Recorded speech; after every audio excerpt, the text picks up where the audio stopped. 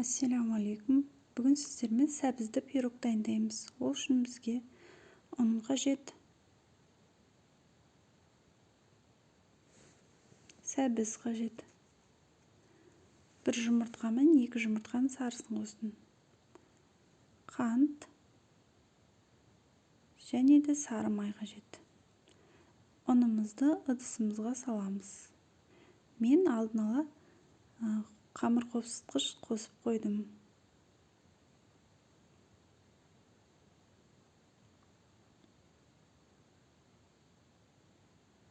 Оның үстіне сары майымызды қосамыз да жақсылап араластырамыз.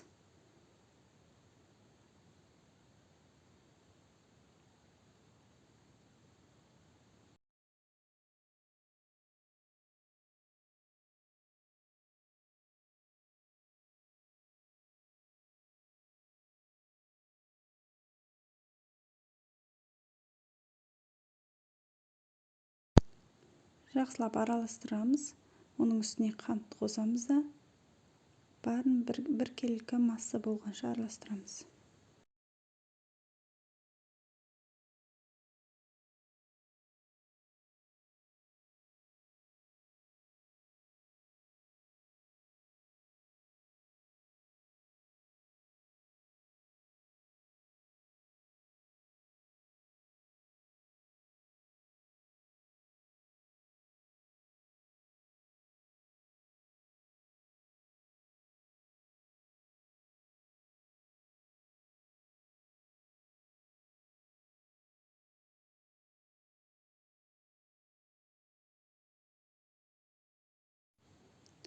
Араласып болғаннан кейін үстіне терканың ең майда тісшесінен өткен сәбізімізді қосамыз.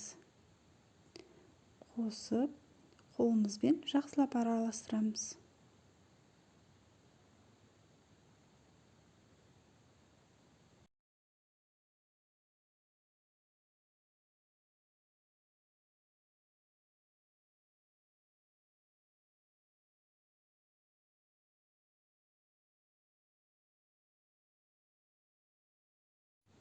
Жақсылап араластырып болғаннан кейін үстіне жұмыртқамызды қосамыз да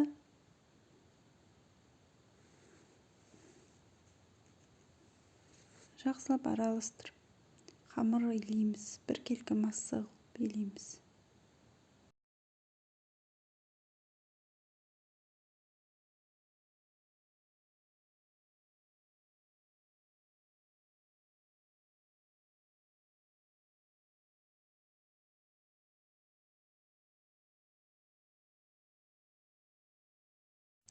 Міне қыздар, осындай қамыр болады, қолға жабысып тұрады, ештеңе етпейді, осындай болу керек.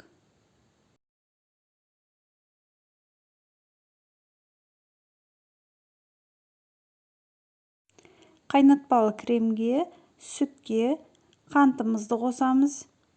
Оның үстіне бір жұмыртқа мен бір жұмыртқаның сарысын қосамыз да жақсылап араластырамыз.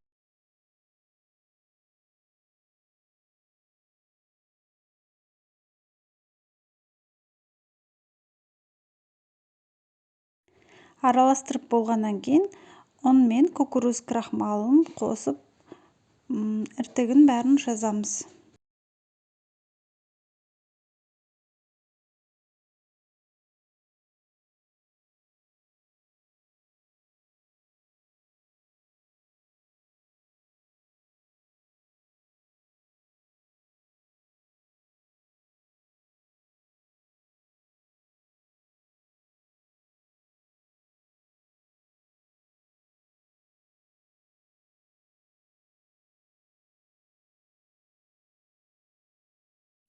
Дайын болған сұйықтығымызды қайнатамыз.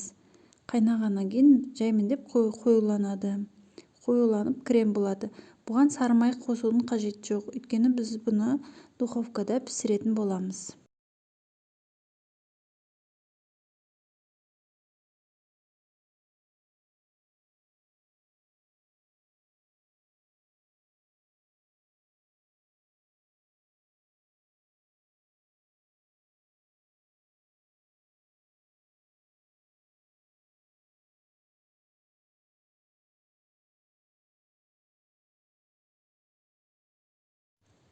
Міне қыздар, осы қамырымызды формамызға саламыз. Менде 26 диаметрлі форма, астын фольга төседім. Сіздер пергамент төсесеңіздер болады.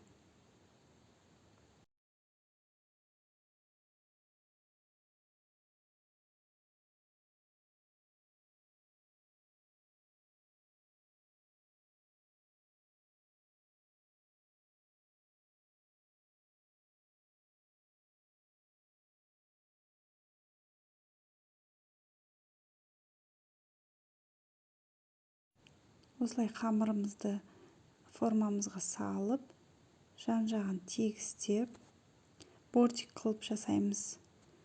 Бағана қайнатпалы кремімізді осының ортасына салатын боламыз.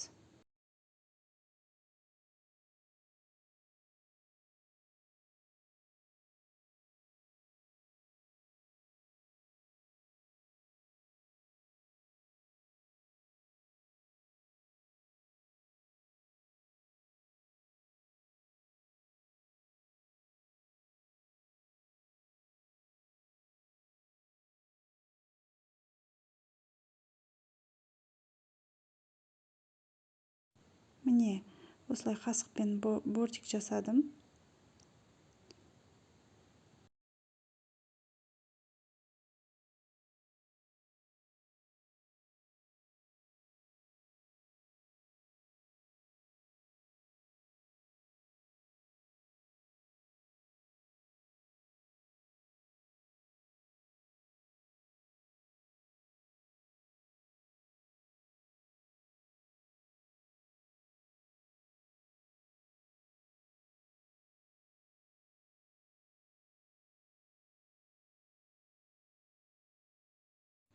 Енді осының үстіне қайнатпалы кремімізді саламыз.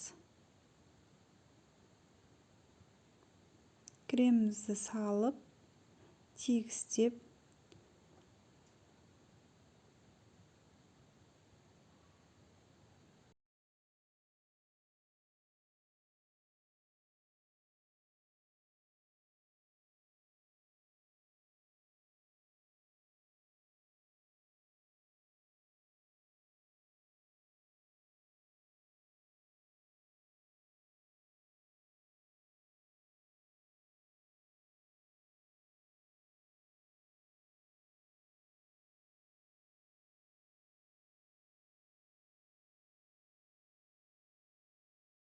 міне осылай тегістейміз. Шет-шеттерін жақсылап тегістейміз.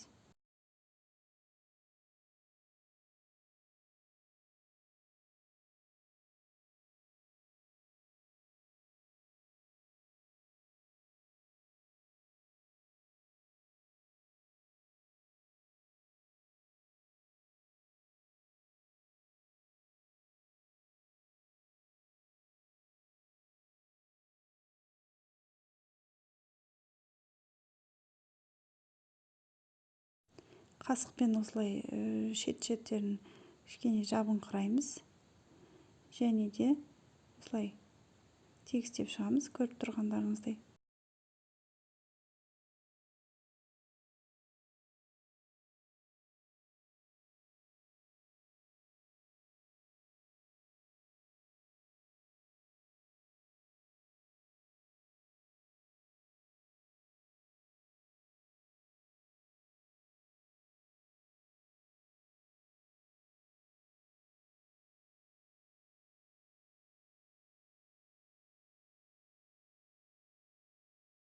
Шетіне менде миндальный слайсы, арахисы слайсы, осы шеттері піскеннен кейін жаман көрініп қалмасын деп, осылай шеттеріне сәндік ретінде арахис сепсеңіздер болады.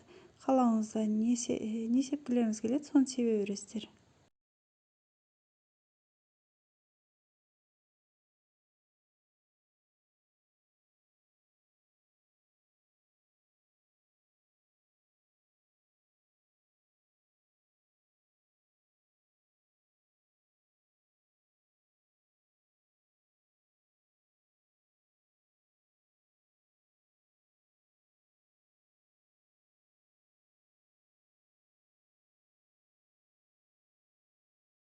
Міне қыздар, осыны 180 градуста 40-45 минут пісіріп аламыз. Міне қыздар, дайын болған пирогымыз өте биік, әдемі болып пісті. Дайындап көріңіздер, сіздерге ұнайды деген сенімдемін.